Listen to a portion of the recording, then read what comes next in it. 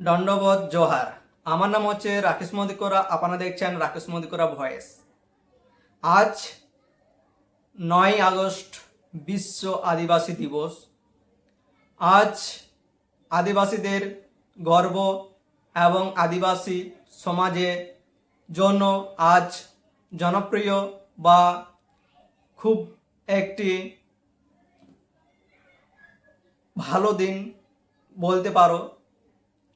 তো আজ প্রত্যেক রাজ্যে প্রত্যেক ডিস্ট্রিক্টে আজ অনেক জায়গায় আজ 9 আগস্ট বিশ্ব আদিবাসী দিবস পালিত হচ্ছে। তার মধ্যে আজ আমি কথা বলবো যেটি হচ্ছে পশ্চিম বর্ধমান আসানসোল, যেখানে রয়েছে পশ্চিমবঙ্গে ক্যাবিনেট মন্ত্রী অগ্নিমিত্র পাল। তিনি আসলেন রবীন্দ্র ভবন, যেখানে আদিবাসীদের আজ 9 আগস্ট বিশ্ব আদিবাসী দিবস পালিত হচ্ছে।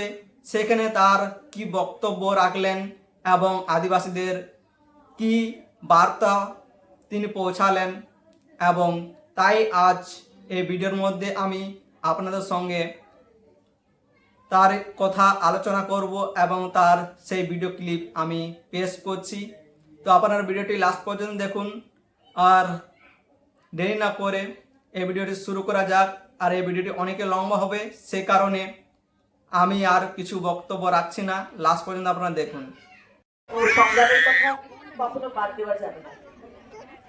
স্বাধীনতার বহু আগে থেকে দেশের বিভিন্ন প্রান্তে ব্রিটিশ শাসনের বিরুদ্ধে প্রতিরোধ গড়ে তুলেছিলেন আদিবাসী মানুষ, মানে আপনারা। সাঁওতাল বিদ্রোহ, মুন্ডা আন্দোলন, ভিলদের প্রতিরোধ, এই সমস্ত আন্দোলন শুধু প্রতিবাদের ইতিহাস নয়, এগুলো আমাদের স্বাধীনতার লড়াইয়ের গুরুত্বপূর্ণ অধ্যায়।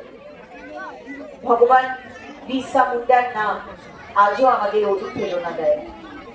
মাত্র অল্প বয়সে তিনি যে আত্মমর্যাদা, অধিকার এবং স্বাধীনতার বার্তা দিয়েছিলেন তা আজও কিন্তু খুব প্রাসঙ্গিক। সিধু কানু,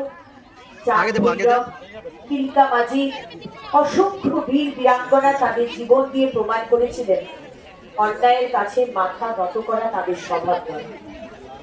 তাদের হাতে হয়তো আধুনিক অস্ত্র ছিল না, কিন্তু ছিল সাহস, ছিল নিজের মাটি, নিজের মানুষ এবং নিজের অধিকারের প্রতি গভীর ভালোবাসা। আজকের দিনে তাদের স্মরণ করে আমাদের প্রশ্ন করতে হয়, আমরা তাদের সেই আত্মত্যাগকে কতটা সম্মান করতে পেরেছি। সম্মান শুধু প্রতিকৃতিতে মালা দেওয়ার মধ্যে সীমাবদ্ধ থাকতে পারে না। সম্মান মানে তাদের অধিকার নিশ্চিত করা। সম্মান মানে তাদের শিক্ষা, স্বাস্থ্য, কর্মসংস্থান এবং উন্নয়নের সুযোগের সঙ্গে যুক্ত করা। সম্মান মানে তাদের ভাষা, সংস্কৃতি, ঐতিহ্য এবং জীবনযাত্রার স্বাতন্ত্র্যকে মর্যাদা দেওয়া।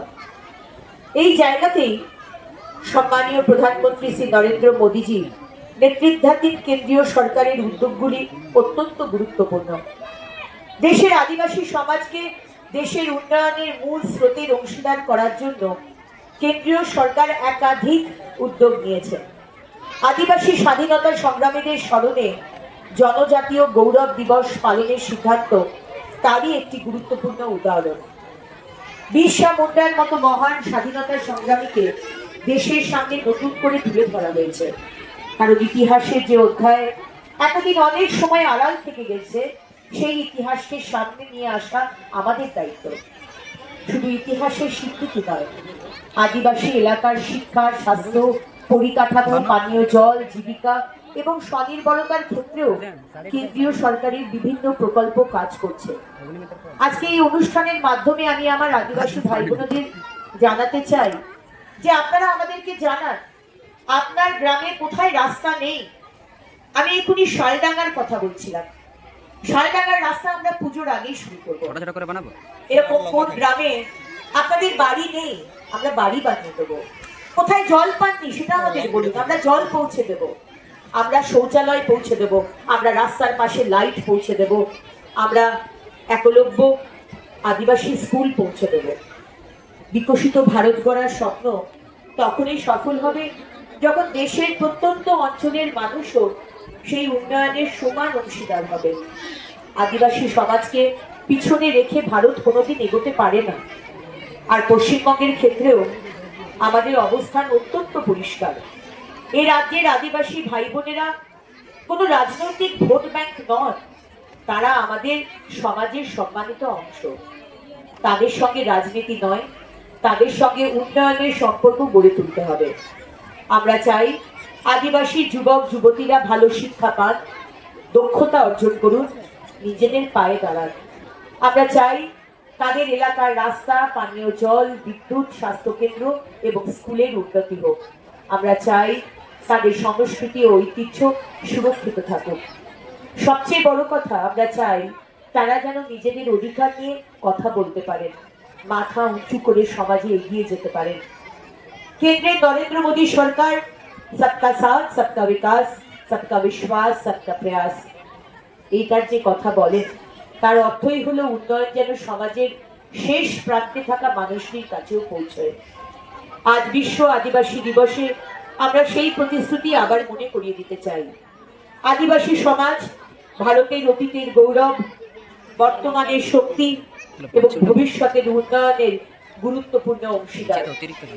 তাদের ইতিহাসকে সম্মান করতে হবে, তাদের সংস্কৃতিকে রক্ষা করতে হবে, তাদের অধিকারকে শক্তিশালী করতে হবে এবং তাদের উন্নয়নের যাত্রায় সঙ্গে করে নিয়ে যেতে হবে। আজকের এই পবিত্র দিনে আসুন আমরা প্রতিজ্ঞা করি, যারা দেশের স্বাধীনতার জন্য লড়াই করেছিলেন তাদের উত্তরসূরিদের উন্নয়নের অধিকার থেকে কেউ বঞ্চিত করতে পারবে না। রাজনীতি বদলাতে পারে, সরকার বদলাতে পারে, কিন্তু আদিবাসী সমাজের সম্মান ও অধিকার নিয়ে আমাদের দায়বদ্ধতা কখনো বদলাবে না। প্রধানমন্ত্রী শ্রী নরেন্দ্র মোদীজির নেতৃত্বে একটি শক্তিশালী, আত্মনির্ভর এবং অন্তর্ভুক্তিমূলক ভারত গড়ার যে সংকল্প নেওয়া হয়েছে, সেই যাত্রায় আদিবাসী সমাজকে আমরা সামনে রেখেই এগোতে চাই, আপনাদের সামনে রেখে আমরা এগোতে চাই।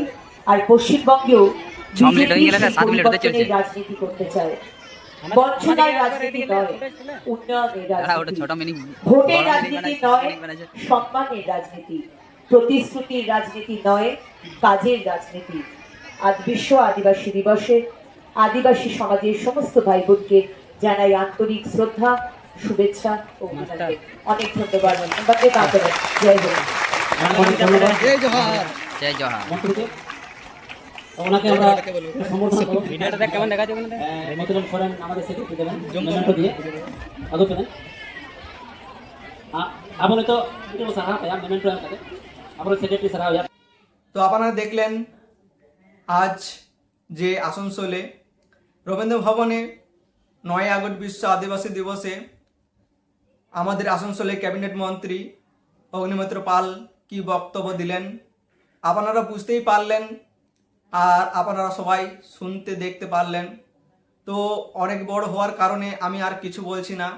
আর এই ধরনের ভিডিও দেখার জন্য আপনারা এই পেজ থেকে ফলো করে সাবস্ক্রাইব করে নেবেন। আমি নেক্সট ভিডিওতে আপনাদেরকে প্রত্যেক জিনিস শেয়ার করব। তার জন্য আপনারা লাস্ট ভিডিও দেখার জন্য আপনাদেরকে অসংখ্য ধন্যবাদ।